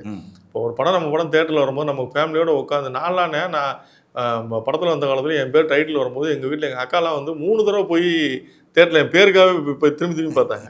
சரி தான், அந்த மறுமலர்ச்சி படத்தில்.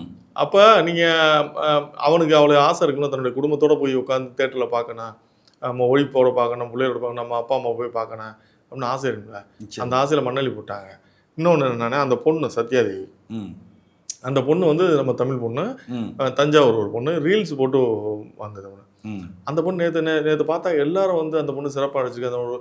ஒரு சேனல் எல்லாம் பார்த்தா அந்த பொண்ணு சரிதாவுக்கு நிகராக நடிச்சிருக்காங்க அப்படின்ற மாதிரி. அப்போ அந்த பொண்ணுக்கு அந்த படம் தியேட்டரில் வந்துருந்துச்சுன்னா அதுக்கு ஒரு பிஸ்னஸ் கிரியேட் ஆகிருக்குமா? நிச்சயமா. அது ஒரு வாழ்க்கையை நீங்கள் மண்ணலி போட்டிங்களே. அது சரி. அப்போ நீங்கள் எப்படி இங்கே கலைஞர்கள் உருவாவாங்க?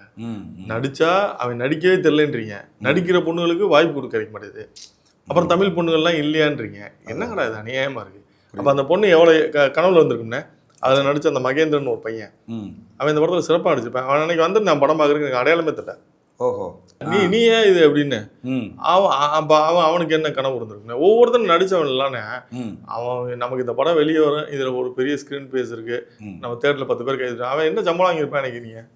ஆளுக்கு ஒரு 500 நீங்கள் வந்து மாநாடு மாதிரி ஒரு பெரிய பிளாக் பஸ்டர் படத்தை வந்து கொடுத்த ஒரு தயாரிப்பாளர், இப்போ உங்களுக்கே இந்த மாதிரியான நெருக்கடி அப்படின்னு சொன்னா, நேற்று ஒரு தயாரிப்பாளர் பேசியிருக்காரு பிவிஆர்ல. அப்போ அவங்க சொன்னாங்களா, மாநாடுக்கெல்லாம் நாங்கள் எவ்வளோ ஸ்க்ரீன் கொடுத்தாங்க, மாநாடுக்கு நீ கொடுத்தேன், அவன் கொடுக்கலன்னு எப்படி சொல்லுவ?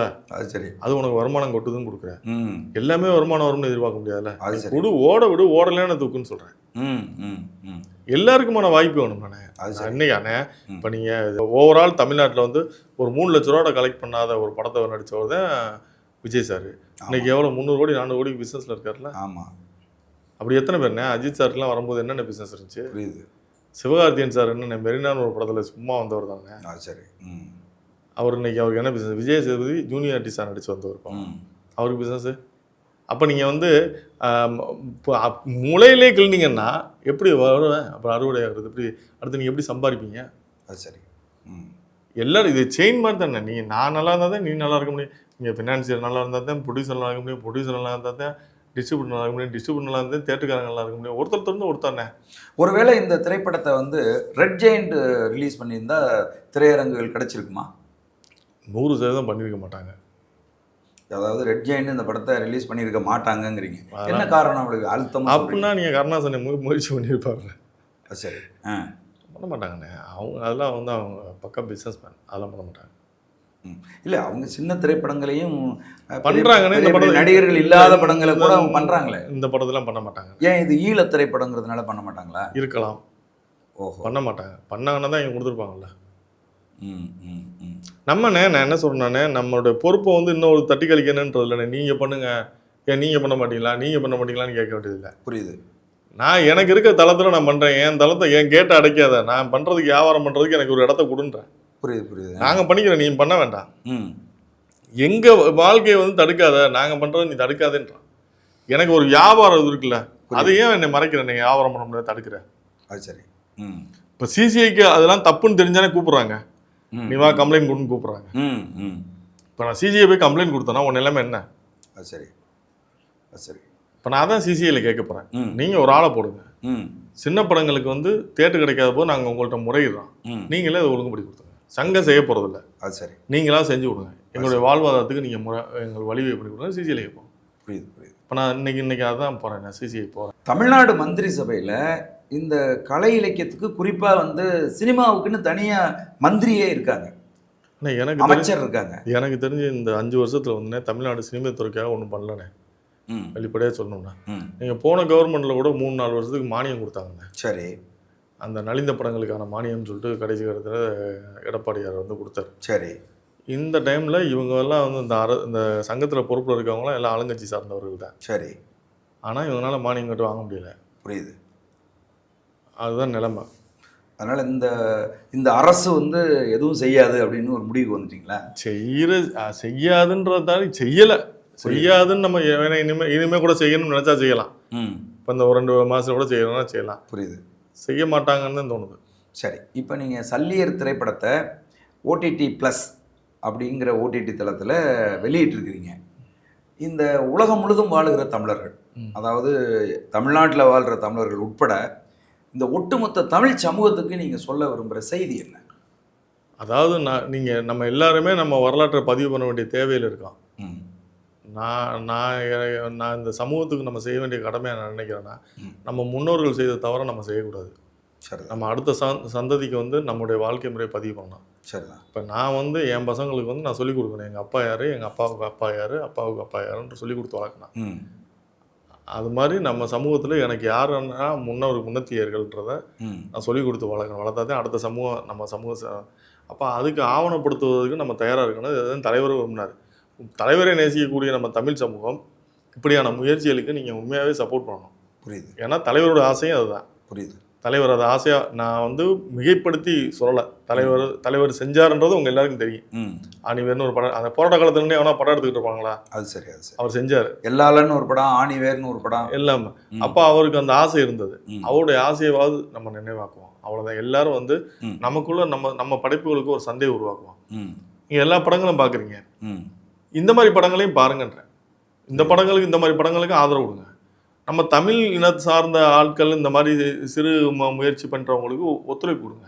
அப்போ அடுத்த லெவலுக்கு போவான்.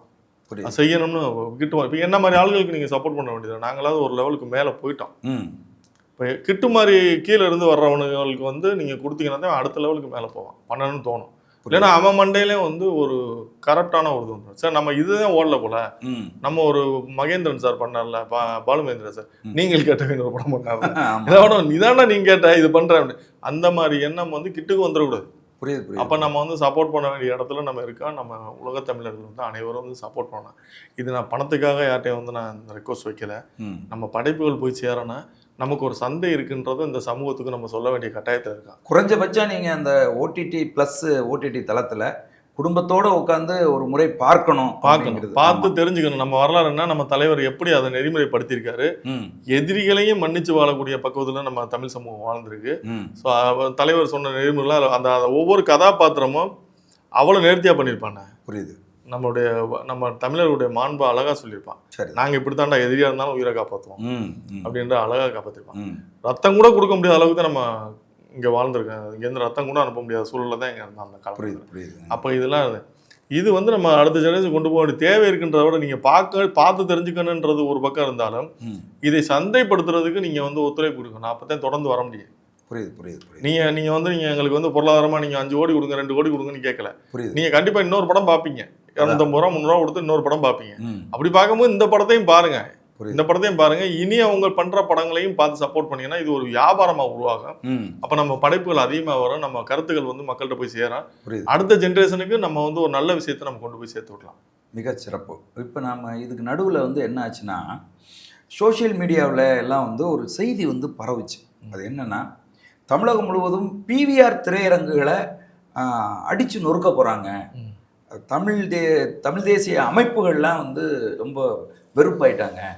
ஈழத்தமிழர் சம்மந்தப்பட்ட ஒரு திரைப்படத்தை வெளியிடுவதற்கு திரையரங்கு தரலையா அப்படிங்கிற மாதிரி ஒரு செய்தி ஒன்று வந்துச்சு. எந்த அளவுக்கு இந்த செய்தி உண்மை?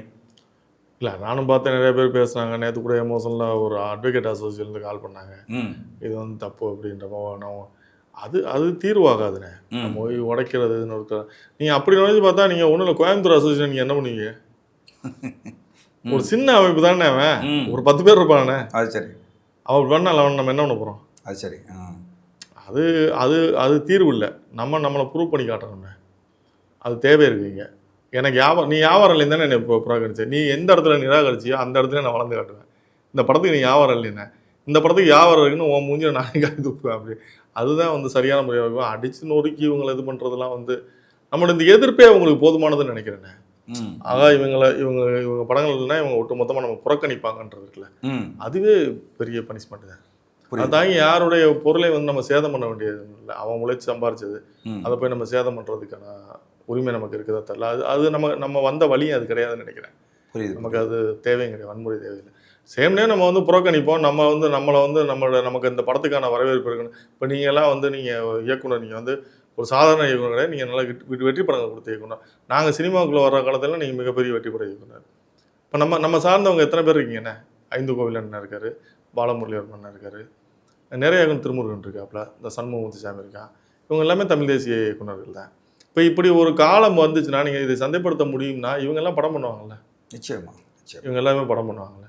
அப்போ நம்ம தமிழ் தேசியம் வந்து அதை நம்ம இதில் இருக்க கலை பண்பாட்டு பேரவை கூட அதுக்கான முயற்சி எடுக்கணும்ண்ணே. கலை பண்பாட்டு பாசறை வந்து நம்ம அதுக்கான முயற்சி எடுக்கணும். நம்மக்கிட்ட இருக்கவங்கள ஒவ்வொருத்தரையும் ஒரு சின்ன பட்ஜெட்டில் இப்போ நீங்கள் கலைஞர்ன்ற ஒரு 50 லட்ச ரூபாய் கொடுத்து நீங்கள் ஒரு படம் பண்ணுங்கள், நம்ம தமிழ் சமூகம் சார்ந்த ஒரு படம் பண்ணுங்கள், பாலமுருகனை கூப்பிட்டு நீங்கள் பண்ணுங்கள் அப்படின்னு சொல்லி அப்படி பண்ணோம்னா நம்மளுடைய படைப்புகளை வந்து ஆவணப்படுத்தலாம். இது கலைப்பு பண்பாடு நம்ம இந்த நாம் தமிழ் கட்சியில் இருக்கிற அந்த கலை பண்பாடு பாசறையை முன்னெடுக்கலாம். அது இல்லாமல் மாற்று கட்சியில் தமிழ் தேசியம் பேசக்கூடிய அண்ணன் வேல்முருகன் கட்சியாக இருக்கட்டும், திருமாவளவன் கட்சியாக இருக்கட்டும், யாராக இருக்கட்டும், அவங்க கலை பண்பாடு பிறகு அந்த மாதிரி முயற்சி எடுத்து அதை பண்ணோம்னா நம்ம தமிழர்களுக்கான ஒரு படைப்புகளை கொண்டு போய் சேர்க்கலாம். அதுக்கான முயற்சியை நம்ம பண்ணணும். நம்மளை வீழ்த்தின இடத்துல நம்ம விழுந்துடக்கூடாது, எந்திரிச்சு நிற்கணும்னு. சரி, அதுதான் நமக்கு கௌரவம். தமிழ் சினிமா தமிழர்கள் கையில் இருக்கா? இல்லைன்றதுதான் உண்மை. நம்மக்கிட்ட எதுவுமே இல்லைன்றதுதான் உண்மை. நம்மக்கிட்ட ஒன்றும் இல்லைன்றதுனால தான் இவ்வளோ ஆதங்கம் இருக்குது. நம்மக்கிட்ட இருந்தால் நம்ம படத்தை எப்படி நிப்பாட்டுவாங்க? அது சரி. நீங்கள் நம்ம ஆளுங்க வேலை பார்க்குற இடத்துல தானே இருக்கான். முதலாளிகளாக வந்து மாற்று சமூகத்துக்காரங்க இருக்காங்க. சரிதான். நம்ம முதலாளிகள் இல்லை, நம்ம முதலாளிகளாக இருக்கணும்னு நம்ம முதலாளியாக இருக்கிற ட்ரை பண்ணணும். அதே சொல்கிறேன், இந்த உணர்வு வந்தால் நம்ம ஆளுங்களும் முதலாளி ஆகிடுவாங்க. இப்போ நீங்கள் உங்களை ஒரு படம் எடுக்க சொல்கிறாங்கன்னு வச்சுக்கோங்களேன். இப்போ தமிழ் சமூகம் சார்ந்து இப்போ உங்கள்கிட்ட ஒரு படம் எடுக்க சொல்கிறேன். நீங்கள் எடுக்கிறனா இந்த இனத்துக்கு எதிராக ஒரு கதை எழுதிடுவீங்களா? நீங்கள் அது எப்படி எழுத முடியும்? உங்கள் மைண்டில் வருமா? வராது. இப்போ நான் என் படங்களை பாருங்கண்ணே, என் படங்களில் ஏதாவது ஒன்று தமிழ் சமூகத்துக்கு அகேன்ஸ்டாக ஒரு செய்தி வருமா? நான் ப்ரொடியூஸ் பண்ணுற படங்களே. ஏன்னா எனக்கு உள்ளே வந்து ஒரு இப்போ இஸ்லாம் சமூகத்தை வந்து எல்லா இதுலேயுமே இந்த டெரரிஸ்ட்னு பேசியிருப்பாங்க. நான் என் படம் இதுவரையும் 11 படம் பண்ணிக்கிறேன். 11 படத்தையும் செக் பண்ணுங்க. ம். எல்லாத்துலேயுமே இஸ்லாம் கதாபாத்திரம் வரலாம். ஏதாவது ஒரு இடத்துலையாவது அந்த கதாபாத்திரத்தை சிறுமைப்படுத்திருக்கணும் பாருங்க. அது சரியா சரி. அது எனக்குள்ள உள்ள ஒரு இது பண்ணக்கூடாது அப்படின்னு, இந்த மாதிரி இது பேசக்கூடாது, இது பண்ணக்கூடாது அப்படின்னு. அப்படியே அப்போ நம்ம ஆளுங்க நம்ம அப்படியே கத்திக்கிட்டு இருக்கிறத விட்டுட்டு நம்ம செயல்பாட்டில் இறங்கணும். என்னோட ஆசை தானே. நம்ம ஆளுங்க ஒருங்கிணைந்து செயல்பாடு, நமக்குள்ள உள்ள சின்ன சின்ன ஈகோக்கள்லாம் விட்டுட்டு நம்ம அடுத்த கட்டத்துக்கு நகர்றதுக்கான வேலையில் நம்ம ஒற்றுமையாக இருந்து பண்ணோம்னு வச்சுங்களேன், எதிரி நம்மளை பார்த்து பயப்படுவோம். ஆகா இவங்க ஒரு தளமாக உருவாகிட்டாங்க அப்படின்னு பயப்படுவோம். இல்லை இப்போ வந்து மராட்டிய மாநிலத்தில் மராட்டிய படம் புறக்கணிக்கப்படும் போது அவங்க அடித்து நொறுக்குறாங்க. கர்நாடகாவில் வந்து டப்பிங் படங்கள் வருகிற போது திரையரங்குகளை அடித்து நொறுக்குறாங்க. மராட்டியில் நீங்கள் நேற்று ஒரு பதிவு சொன்னீங்க, அது உண்மை. மராட்டி படங்களுக்கு முன்னுரிமை கொடுக்கணும். ஆமாம். ஆனால் இங்கே தமிழ்நாட்டில் தமிழர்களிடையே ஒற்றுமை இல்லாததுனால தான் அந்த மாதிரியான ஒரு பெரிய காரணம் தானே. நம்மளை ஆரம்பத்துலேயே ஜாதியாகவும் மதமாகவும் இனமாகவும் பிரிச்சுட்டாங்க. சரி, இங்கே வந்து ஒரு ஜாதிக்கு பிரச்சனைனா மொத்தமாக நிற்கிறான், இனத்துக்கு பிரச்சனைன்னும் போது நிற்கிற ஆளுக்கு ரொம்ப குறைவாக இருக்குது. நம்ம என்னைக்கு இனமாக மாறுறோமோ அன்னைக்கு தான் வந்து எல்லாமே சரியாகும். ஜாதி இதெல்லாம் மறந்துட்டு நம்ம இனமாக தமிழர்கள் அப்படின்னு என்னைக்கு நிற்கிறோமோ அன்றைக்கி எல்லா பிரச்சனைகளுமே சரியாகும். அது வந்துருச்சுண்ணே, அந்த காலம் வந்துருச்சு. நீங்கள் தமிழ்நாட்டில் இருக்கிற எல்லா அரசியல் கட்சிகளுமே, குறிப்பாக தமிழ் தேசியம் பேசுகிற எல்லா அரசியல் கட்சிகளுமே தமிழீழ தேசிய தலைவர் மேதகுவே பிரபாகரன் அவர்களை தூக்கி கொண்டாடுறாங்க. ஈழத்தமிழர் பிரச்சனை அப்படின்னா நாங்கள் தான் அப்படிங்கிறது மாதிரி எல்லாருமே சொல்கிறாங்க. ஈழத்தமிழர் பிரச்சனையை முன்வைத்து ஒரு திரைப்படம் வருது. அந்த திரைப்படத்தை ஒரு அதாவது திரையரங்கு நிறுவனம் புறக்கணிக்குது. அப்படிங்கும்போது ஒரு பெரும் கோபம் தமிழ்நாட்டில் உருவாகலையே. இப்போ அந்த காலில் கூட முபாரக் அண்ணன்லாம் ஒரு அறிக்கை கொடுத்துருக்காரு, கடுமையாக தான் கொடுத்துருக்காரு. எஸ்டி முபாரக் அண்ணன் கொடுத்துருக்காரு, திருமுருகன் காந்தி கொடுத்துருந்தாரு, அப்புறம் சீமானே கொடுத்துருக்காரு, வேல்முருகனே கொடுத்துருக்காரு. அது இல்லாமல் வந்து நம்ம கர்நாடகா தமிழ் சங்கம் கொடுத்துருக்காங்க. அங்கே வந்து தமிழ் அரசியல் துறைன்னு சொல்லி கொடுத்துருக்காங்க. சரி, சிட்னி தமிழ் அமைப்பு கொடுத்துருக்காங்க, அமெரிக்க தமிழ் சங்கம் கொடுத்துருக்காங்க. இப்படி எல்லாரும் கொடுத்துருக்காங்க. சில கட்சிகள் கொடுக்கல. நான் என்ன கேட்குறேன், இது எந்த அளவுக்கு ஒரு கார்ப்பரேட் நிறுவனத்தை அச்சுறுத்தும்? இந்த அறிக்கைகள் அச்சுறுத்துமா? கண்டிப்பாக அச்சுறுத்தும். ஒரு பயம் வரும்ண்ணே, கண்டிப்பாக பயம் வரும். நீங்கள் அதுவும் இல்லைன்னா நம்ம லீகலாக நம்ம சிசிஐயில் கொடுத்துட்டு நம்ம பண்ணிட்டு போக வேண்டியதானே. நம்ம ஏன் வளைஞ்சு கொடுத்து போனோம்? அதில் வர ஒரு அதாவதுண்ணே, இந்த இடத்துக்கு தள்ளப்பட்டான். இப்போ நானும் நினச்சிட்டு நின்னேன்னு வச்சுக்கலாம், ஐயா நாளைக்கு நமக்கு தொழில் பண்ணுற சிக்கலாயிடும் அப்படின்னு நினச்சிக்கிட்டோம்னா என்னதான் நடக்கும்? அந்த யார்தான் கேட்குறது போய். ஆனால் உங்களுக்கு அந்த அச்சம் இல்லையா? என்னென்ன பண்ண போகிறாங்க அதிகபட்சம்? நான் எனக்கு என் லைஃப் ஸ்டைல் ரொம்ப சிம்பிள்ண்ணே. நான் வந்து என்னோடய வாழ்க்கை வந்து ரொம்ப சிம்பிளாக வச்சுக்கிட்டேன். எனக்கு மாதம் வந்து இப்போ 5000 20,000 இருந்தால் போதும். எனக்கு காருக்கு டீசல் போடணும். எனக்கு என்னென்ன செலவு வந்து நான் என்ன ஸ்டார் ஹோட்டல் இங்கே நீ பார்த்துருப்பீங்களா? நீங்கள் ஒரு பெரிய முதலீட்டில் படம் எடுக்கிற ஒரு தயாரிப்பாளர், பெரிய பெரிய கதாநாயகர்கள். அது வந்து எனக்கு மாநாட்டில் அந்த சிக்கல் வந்ததுண்ணே. பணம் கொடுக்கும்போது வந்து நீங்கள் நாம் தமிழர் கட்சின்னு சொல்லி மிரட்டி விட்டுருவாங்க. ஃபோன் பண்ணி நம்ம போய் பணம் கேட்க போவோம், நமக்கு முன்னாடி ஃபோன் போயிருப்பேன். சரி, கொடுக்காதீங்க ஐயா, நாம் தமிழர் கட்சியில் இருக்காங்க, கொடுக்காதீங்க, காசு கொடுக்க மாட்டாங்க என்ன. அதை பிரேக் பண்ணி உடைச்சேன். சரி, நான் வாங்கிட்டு ஜென்னுனா கொடுத்தேன். புரியுது. நீங்கள் அவ்வளோதானே. அதாவது வாங்கின இடத்துல கொடுக்கணுன்ற நமக்கு எத்திக்ஸ் இருந்துன்னு வச்சுங்களேன், நம்மளை யாரும் என்ன பண்ண முடியுங்க? பணம் கொடுக்குறவங்க தானே நம்மளை பார்த்து பயப்படணும். அவனுக்கு வந்து நீங்கள் ஜென்னுனா நடந்துக்கிட்டீங்கன்னா நான் வாங்கினா உனக்கு கொடுத்துருவோம்ப்பா அப்படின்ற அந்த நேர்மை இருந்ததுன்னா என்ன பண்ண முடியும்? இப்போ பிவிஆர் போன்ற ஒரு பெரிய கார்ப்பரேட் நிறுவனத்தை எதிர்த்து தனியாளாக இன்னைக்கு நிற்கிறீங்க. இது எதிர்காலத்தில் உங்களுடைய திரைப்பட தயாரிப்புக்கு பாதிப்பை உருவாக்காதா? ஆனால் நான் அதான் சொல்கிறேன்ல, எனக்கு என்னை நம்பி வர்றவங்களுக்கு, இப்போ நம்பி சிம்பு வந்தார், நான் அதை வெற்றி படமாக தான் கொடுத்தேன். நீங்கள் அதாவது நான் என்ன சொல்கிறேன்னா, என்னை நம்பி பயணிக்கிறதுக்கு சில இயக்குநர்கள், சில நடிகர்கள் இருக்காங்க, சில இன்வெஸ்டர்ஸும் இருக்காங்க. சரி, அது போதும் நமக்கு பெரிய நான் லாபம் கிட்டேன்னா பெரிய லெவலில் சம்பாதிக்கணுன்ற ஆசையெல்லாம் எனக்கு கிடையாது. சரி, என் லைஃப் ஸ்டைல் இதே மாதிரி இப்போ நம்ம பெருசு பெருசாக சம்பாதிச்சவங்களாம் ஒரு இட்லி கூட சாப்பிட முடியாமல் வச்சதாலும் எத்தனை பேர் இருக்காங்க. அது சரி, அது சரி. இங்கே சேர்த்தது என்னென்ன பையன் ஒன்றும் கிடையாது, அதெல்லாம் ஒன்றும் கிடையாது. நம்ம இப்படி வளர்ந்துட்டோம்னே, நம்ம இது மாதிரி வளர்ந்தாச்சு. அதனால் நமக்கு அது ஒன்றும் எனக்கு பெருசாக பண்ணல. நான் இப்போ எனக்கு நிறைய பேர் அட்வைஸ் பண்ணாங்க, இல்லைங்க இது ரொம்ப ஜாக்கிரதையாக நம்ம பேசணும். என்கிட்ட ஃபோனில் பேசுனவங்களே நிறைய பேர் சொன்னாங்க, எப்படி பேசுவீங்க நீங்கள், தைரியம் பேசுவீங்க அப்படின்னு. எனக்கு ஒன்றும் நான் எனக்கு இருக்குது நான் பயப்படுறதுக்கு? உண்மையாக தானே பேசுகிறேன், உண்மையை பேசுகிறேன். நான் ஏன் பயப்படேன்? நான் பயப்படுறதுக்கு ஒன்றும் அவசியம் கிடையாது. நான் அதாவது என்னால் இனி அடுத்தவங்களுக்கு எனக்கு பின்னாடி வரவனுக்கு ஒரு வழி கிடச்சதுன்னா எனக்கு சந்தோஷம். திருப்பூர் சுப்ரமணியன் ஒரு இன்டர்வியூவில் சொல்லியிருக்காரு, பாலிமரில் கேட்டிருக்காங்க, சுரேஷ் காமாட்சி இப்படி சொல்லியிருக்காங்க, தேட்டர் நாங்கள் கட்டி வச்சு கொடுக்குறது தானே வச்சுருக்கோம் அப்படின்ட்டு. நல்ல விஷயம். அண்ணன் இதே மாதிரி எல்லாரும் கொடுத்தாருன்னா சந்தோஷம் தானே, எனக்கு கொடுக்கலாம் பரவாயில்ல. அது சரி. அடுத்து வர்ற படங்களுக்கு இல்லைன்னு சொல்லாமல் இனி ஒருத்தன் வந்து எனக்கு தேட்டர் கிடைக்கலன்ற அந்த புலம்பல் இல்லாமல் கொடுத்துட்டாங்கன்னா அது எனக்கு கிடைச்ச வெற்றி தானே. அது சரி, அது சரி. இப்போ உங்களுடைய இந்த சல்லியர் திரைப்படத்துக்கு வந்து ஏற்பட்டிருக்கக்கூடிய இந்த பெரும் தடை காரணமாக தமிழ் சமூகம் உங்களுக்கு ஆதரவாக நிற்கிது அப்படிங்கிற உணர்வு உங்களுக்கு இருக்கா? அது நேற்று 2 நாளாக திக்கு முடியாது காடி போய் தானே இருக்காங்க. ம். அது வந்து நான் அதுக்கு எப்படி நன்றி சொல்கிறேன்னே தெரில, எல்லாருக்கும் எப்படி நன்றி சொல்கிறேன்னே தெரில. உண்மையாக வந்து இந்த சமூகத்துக்கு வந்து நான் அந்த சமூகத்தை பிறந்ததை நினச்சி நம்ம பெருமைப்படுறேன். நான் ஒரு தமிழன்னு சொல்லிக்கிறதுல ரொம்ப பெருமைப்படுறேன். இவ்வளோ பேர் ஒட்டுமொத்தமாக வந்து நாங்கள் நிற்கிறோம், உங்களுக்கு உங்கள் அக்கௌண்ட் நம்பர் கொடுங்க, நீங்கள் நான் உங்களுக்கு பணம் அனுப்புகிறோம், உங்களுக்கு நாங்கள் துணையாக அனுப்புகிறோம், பணம்லாம் வேணாம், உங்களுடைய அந்த அன்பு இருக்குல்ல, அது சரி, அப்போ நீ எனக்காக நிற்கிறேன்னு சொல்கிற வார்த்தை இருக்குல்ல, அதுவே எனக்கு ஒரு பலம் இருக்குது. ஆனால் நான் எப்போவுமே வந்து நீ சாப்பிட்டியான்னு கேட்குறதுல ஒரு சக்தி இருக்குல்ல, அது நீங்கள் 1000 அத்தனை லட்சம் கொடுத்தீங்கன்னாலும் சாப்பிட்டியான்னு கேட்குறதுல ஒரு அந்த ஒரு சந்தோஷம் இருக்குல்ல, அதுக்கு கிடைக்காது. அது புரியுது. அது மாதிரி நான் உங்க கூட நான் நிற்கிறேன், நீ என்னால் இல்லை அப்படின்றது வந்து பெரிய ஒரு எனர்ஜி. அது புரியுது புரியுது புரியுது. அதைத்தான் நம்ம அப்பா அம்மாக்கள் செய்வாங்க. டேய் எதுக்கு கவலைப்படுறேன், நான் உனக்கு நிற்கிறேன் அப்படின்னா, பணம் கொடுக்குறதா இல்லை, நிற்கிறேன் சரி, நம்ம பின்னாடி ஒரு தூண் இருக்குது, நம்ம ஓடுவோம், களத்தில் இறங்கி ஓடுவோம் அப்படின்றது. அது 2 நாளாக வந்து எனக்கு வந்து உண்மையாக ஒரு பிரமிப்பாக இருக்குது. இன்றைக்கி ஒரு இப்போ காலையில் வரைக்கும்னே ஏகப்பட்ட கால் வந்து நான் உங்களுக்கு என்ன உதவி செய்யணும், நான் உங்களுக்கு என்ன பண்ணுறது இல்லை, பணம் வேணுமான்னு கேட்டால் நீங்கள் தப்பாக அனுப்பிங்க அப்படின்னு. புரியுது. பணம் இல்லைங்க இங்கே விஷயம், அது பணம் கிடையாது, பணம் ஒரு பிரச்சனை கிடையாது. இங்கே நம்ம உரிமைக்காக போராடுறோம், அவ்வளோதான். புரியுது. அவங்க அரசியல் களத்தில் உள்ளவங்க அரசியல் உரிமைக்காக போராடுறாங்க. நான் சினிமாவில் இருக்கேன், என்னுடைய வாழ்வாதாரத்துக்கு தமிழன் வந்து தலைமை நிற்க என்னோட படைப்புகள் பேசுன்னு போராடுறேன், அவ்வளோதான். இதுக்கு இவ்வளோ சப்போர்ட் இருந்தால் உண்மையாக அது எனக்கு சொல்ல வார்த்தைகள் இல்லை. உண்மையாகவே இந்த சமூகத்துக்கு வந்து நான் ரொம்ப கடமைப்பட்டிருக்கேன், அதுக்கு உண்மையாக இருக்குன்னு ஆசைப்பட்றேன். அவ்வளோ புரியுது. இந்த தமிழ் சினிமா இன்னைக்கு தமிழர்கள் கையில் இல்லை அப்படிங்கிற உங்களுடைய கவலை மாறும், ஒரு நாள் உறுதியாக தமிழர்கள் கைக்கு தமிழ் சினிமா வருங்கிற நம்பிக்கை உங்களுக்கு இருக்கா?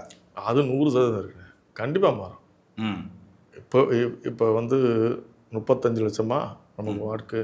இப்போ நீங்கள் அப்படி இப்படி பாருங்கள், எல்லா கட்சிகளையும் நம்ம தமிழ் தேசிய அரசியல் கட்சிகள்லாம் சேர்த்து நமக்கு ஒரு 50 லட்சம் ஓட்டு இருக்குமாண்ணே? இருக்கும்.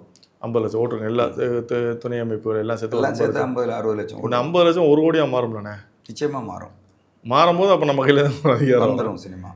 இப்போ இந்த 50 லட்சம் வரும் நம்ம எதிர்பார்த்துட்டு இருக்க மாட்டோம், வந்துருச்சுல, வந்துருச்சு. இது 50 1 கோடியாக நிச்சயமாக மாறும்போது நிச்சயமாக நம்ம கையில் வரும், அதிகாரம் வரும். நிச்சயமாக. ரொம்ப மகிழ்ச்சி தம்பி, உங்களுடைய நம்பிக்கை உறுதியாக வந்து நடக்கும். தமிழர்கள் என்றைக்குமே உங்களுக்கு பின்னாடி வந்து நிற்பாங்க.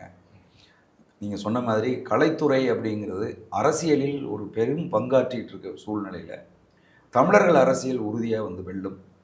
சல்லியர்கள் திரைப்படத்தை உலகம் முழுவதும் இருக்கும் மக்கள் வந்து உறுதியாக வந்து பார்ப்பாங்க. அந்த படத்தினுடைய வெற்றி தான் பிவிஆருக்கு கொடுக்குற சவுக்கடியாக வந்து இருக்கும், அது உறுதியாக வந்து நடக்கும்.